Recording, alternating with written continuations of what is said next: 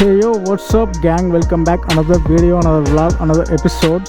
So present మన దగ్గర వచ్చి రాయల్ ఎన్ఫీల్డ్ గొరిల్లా 450 ఉంది గాయస్. దీని కలర్ వచ్చి గోల్డ్ డిప్ కలర్ అనమాట.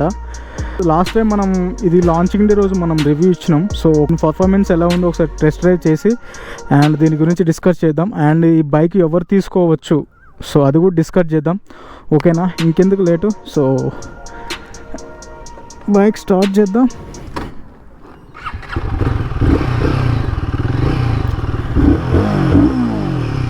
ఓకే, ఎగ్జాస్ట్ పర్లేదు, బాగుంది ఎగ్జాస్ట్.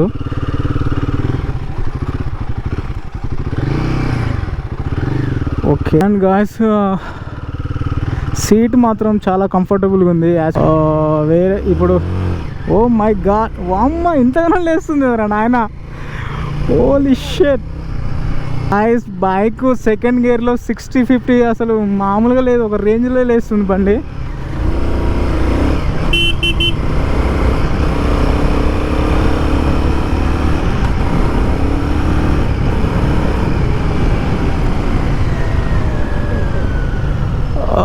బ్రేక్స్ వచ్చేసి గాస్ డ్యువల్ ఛానల్ ఏబిఎస్ అనమాట, ఫ్రంట్ బ్యాక్. సో సస్పెన్షన్ కూడా బాగుంది అండ్ బ్రేక్స్ కూడా పర్లేదు, మంచిగా పడుతున్నాయి.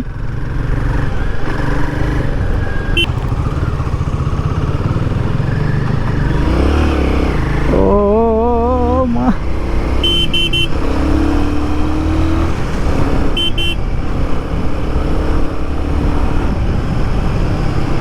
ఇక్కడ it's like A crazy bro. Same అంటే ఐ మీన్ ఇంకొకటి ఏంటంటే దీనికి హిమాలయన్ 450 ఇది సేమ్ ఇంజన్ అన్నమాట.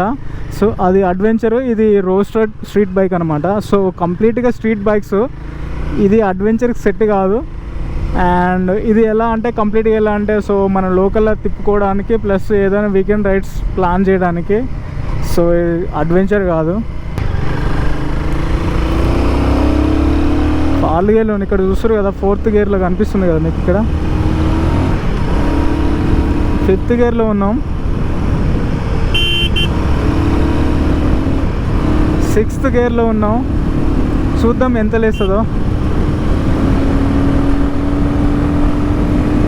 100, 110, 104, 105, 107, 110 గ్యాస్. ఇక్కడ రోడ్ స్టేట్స్కి లేవు. సో ఇంకొంచెం హైవేలో ఉంటే క్రేజీగా తోలచ్చు బైక్ని.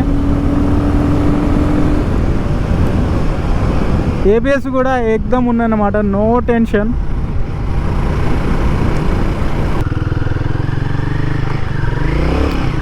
సెకండ్ గేర్లో చూడండి, సెకండ్ గేర్లో ఎంత లేస్తుందో, 60, 70. మా సెకండ్ గేర్ లేదు, ఇంతగానే లేస్తుంది. పర్ఫార్మెన్స్ మాత్రం బాగుంది కదా చెప్పాలంటే.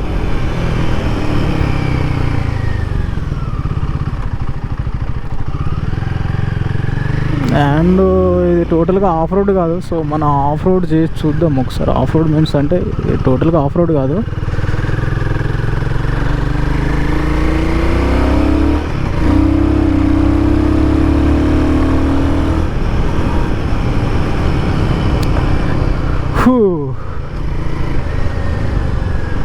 బాగుంది, it's crazy bro. Guys last time మనం ట్రామ్ గురించి రివ్యూ ఇచ్చాము, బట్ నాకు ఎందుకో ట్రామ్ కన్నా కొంచెం బెటర్ అనిపిస్తుంది పర్ఫార్మెన్స్ విషయంలో. ఎందుకంటే అది 400cc మాత్రమే, ఇది 450cc. ఇంకొకటి ఏంటంటే దాని టైర్స్ కొంచెం ట్రామ్ కన్నా కొంచెం ఇవే పెద్దగా ఉన్నాయన్నమాట.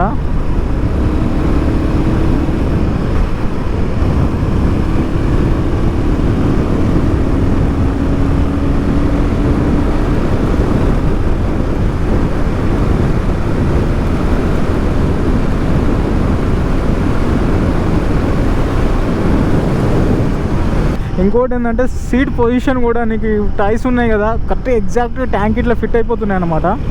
సో ఏంటంటే అదొకటి బాగుంది. అండ్ గాయస్ ఈ బైక్ వచ్చేసి మీకు హంటర్ 350 ప్లస్ హిమాలయన్ 450 మిక్సీలో వేసి రీమిక్స్ చేసి ఎట్లుంటుందో సేమ్ అట్లా ఎగ్జాక్ట్గా అట్లుంది. మీకు ట్యాంక్ వచ్చేసి హంటర్ లాగా ఉంటుంది, ప్లస్ హిమాలయన్ కొంచెం రిలేటివ్గా ఉంటుంది అనమాట. అండ్ బ్యాక్ సైలెన్సర్ కూడా ఎగ్జాక్ట్గా సేమ్ మీకు హంటర్లో ఏ సైలెన్సర్ ఇచ్చిరో అదే సైలెన్సర్ ఇచ్చిర్రు. ఇంకొకటి ఏంటంటే సేమ్ ఇంజను హిమాలయన్ 450లో ఏముందో సేమ్ అదే ఇంజన్ అన్నమాట. ఇంకొకటి ఏంటంటే అది గ్రౌండ్ క్లియరెన్స్ ఎక్కువ ఉంటుంది, ఇది తక్కువ ఉంటుంది అన్నమాట. అంటే ఇది సింగిల్ సీట్ గాయస్. అంటే ఎలా అంటే మీకు వేరే ఇప్పుడు హిమాలయన్లు చూసుకుంటే స్ప్లిట్ ఉంటుంది, బట్ ఇది సింగిల్ సీట్ అనమాట. ఇంకోటి ఏంటంటే కొంచెం బ్యాక్ సైడ్ కూర్చున్న వాళ్ళకి అన్కంఫర్టబుల్గా ఉంది, చాలా చిన్నగా ఉంది అనమాట. ఒకసారి నేను ఎక్స్లేటర్ అయితే మా కింద పడేటట్టు ఉన్నారనమాట బ్యాక్, అట్లా అదొకటి కొంచెం పెద్దగా ఇస్తే బాగుండు. వావ్, కొత్త రోడ్డు ఇప్పుడే కన్స్ట్రక్షన్ జరుగుతుంది ఇటు సైడ్ మొత్తం. ఏమేమో లేపుతుర్రు. హైదరాబాద్కి ఏం పని అని చెప్పి ఉన్న చెట్లు మొత్తం కొట్టేసి ఫ్లాట్లో లేపడమే కదా.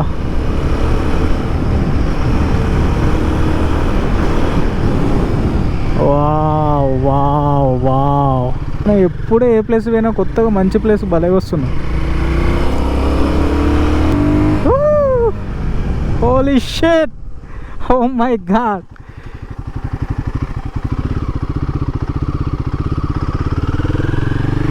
క్రేజీ బ్రో, నాకైతే మస్తు. నాకు ట్రయంఫ్ స్క్రాంబ్లర్ 400 కన్నా ఇది చాలా బాగా నచ్చింది నాకు.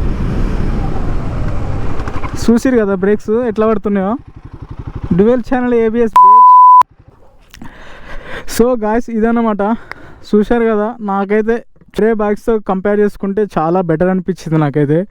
ఇంకొకటి ఏంటంటే ఇది 3 వేరియంట్స్ వస్తుంది అన్నమాట. గాయస్ ఆల్రెడీ నేను ఈ బైక్ గురించి రివ్యూ ఇచ్చాను లాంచింగ్ డే రోజు, సో మళ్ళీ సింపుల్గా చెప్తాను అనమాట. సో గాయస్ ఇది వచ్చేసి 450cc అన్నమాట, and liquid cool engine. And engine power గురించి మాట్లాడుకుంటే 40 హార్సెస్ పవర్ ప్రొడ్యూస్ చేస్తుంది, అండ్ 40 Nm టార్క్ ప్రొడ్యూస్ చేస్తుంది, అండ్ 6 మాన్యువల్ గేర్తో వస్తుంది. అండ్ ఇది రేడియేటర్ అనమాట, ఎప్పుడైనా ఇంజన్ హీట్ అయితే ఇది కూల్ చేస్తుంది. గాయస్ ఫ్రంట్ సస్పెన్షన్ వచ్చేసి 43mm టెలిస్కోపిక్ ఫోక్తో వస్తుంది. గాయస్ ఇక్కడ ఫ్రంట్ వీల్ తీసుకుంటే 70 ఇంచెస్, అండ్ టైర్ సైజ్ వచ్చేసి 120/70 ఇంచెస్తో వస్తుంది. అండ్ ఫ్రంట్ బ్యాక్ వచ్చేసి కంప్లీట్గా అలా వీల్స్తో వస్తుంది. ఫ్రంట్ హెడ్ లైట్ చూసుకుంటే గాయస్ మనకి హిమాలయన్లో ఏ లైట్ ఇచ్చారో సేమ్ అదే లైట్ ఇచ్చారనమాట. సో గాయస్ ఇక్కడ బ్యాక్ వీల్ కూడా 17 ఇంచెస్, అండ్ టైర్ సైజ్ వచ్చేసి 160/60, and same front back same ఉన్నాయన్నమాట. అండ్ ఇక్కడ చూసారు కదా టైర్ ఎంత వైడ్ ఉందో. ఇంకోటి గాయస్ ఇక్కడ బైక్కి టెయిల్ లైట్ ఇవ్వలేదు. ఇంకోటి ఏంటంటే టెయిల్ లైట్ కూడా వాళ్ళు ఇండికేటర్లో బిల్డ్ చేశారనమాట. మీకు ఇక్కడ కనిపిస్తుంది కదా ఇండికేటర్స్ బ్లింక్ అవుతుంది, టెయిల్ లైట్ సో అట్లనే రెడ్గా ఉంది. ఇది ఒకటి నాకు చాలా బాగా నచ్చింది అనమాట.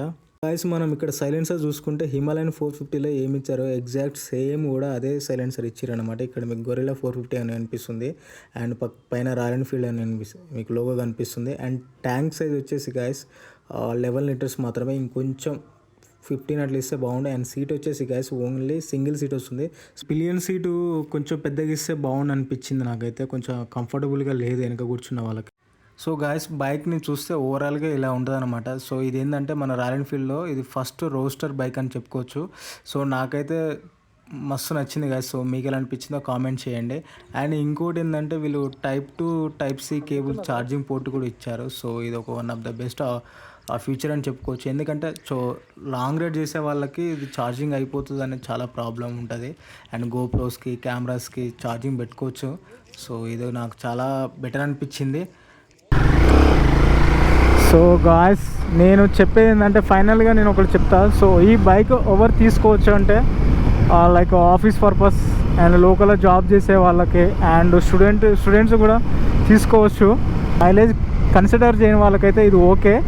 బట్ ఇంకొకటి ఏంటంటే మీకు ఇది మైలేజ్ వచ్చేసి కాస్త 19 కిలోమీటర్స్ మాత్రమే వస్తుంది, ఎందుకంటే ఇది 450cc కదా. సో మైలేజ్ మాత్రం ఎక్స్పెక్ట్ చేయొద్దు. అడ్వెంచర్ టూరింగ్కి అయితే ఇది పనికిరాదు, బికాస్ ఎందుకంటే ఇది గ్రౌండ్ క్లియరెన్స్ తక్కువ ఉంటుంది కాబట్టి. సో అది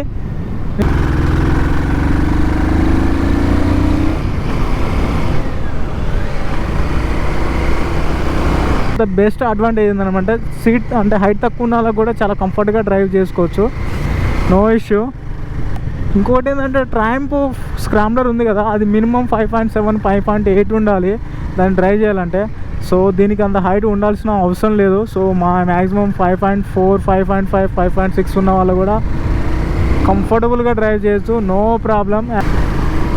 ఇంకొక నేను చెప్పాను కదా బ్యాక్ టైర్ అయితే చాలా వైడ్ ఉంది గాయస్, చాలా వైడ్ ఉంది. నువ్వు ఎంత బండి లీన్ చేసి తోలినా కూడా అంటే కింద పడే అవకాశాలు తక్కువ ఉంటాయి అన్నమాట. సో అది స్క్రాంబ్లర్కి ఈ టైర్కి చాలా డిఫరెన్స్ ఉంది. ఇంకోటి ఏంటంటే ఈ అలాయ్ వీల్స్ అనమాట. అలాయ్ వీల్స్ కదా, ఈ వీల్స్ నాకు చాలా బాగా నచ్చాయి. కంపేర్ టు ట్రామ్తో పోల్చుకునేది, మన స్క్రాంబ్లర్తో పోల్చుకుంటే చిన్నగా ఉన్నాయి, ప్లస్ వైడ్ ఉన్నాయి చాలా. సో అదేంటంటే అది స్క్రాంబ్లర్ కొంచెం ఆఫ్ రోడ్, ఇదేంటంటే జస్ట్ మన రోడ్ స్టార్ టైప్ అనమాట, లోకల్లో తోలుకోవచ్చు.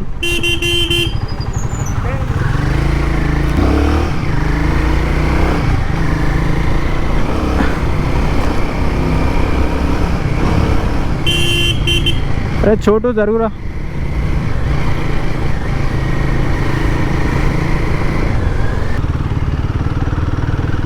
సో అది గాయస్, మీకు మాత్రం ఈ వీడియో నచ్చితే లైక్ చేయండి, షేర్ చేయండి అండ్ సబ్స్క్రైబ్ చేయడం మాత్రం మర్చిపోవద్దు. అండ్ మీకు కావాల్సిన ఇన్ఫర్మేషన్ నేనైతే ఇచ్చిన అనుకుంటున్నా. సో ఓకేనా, పీస్.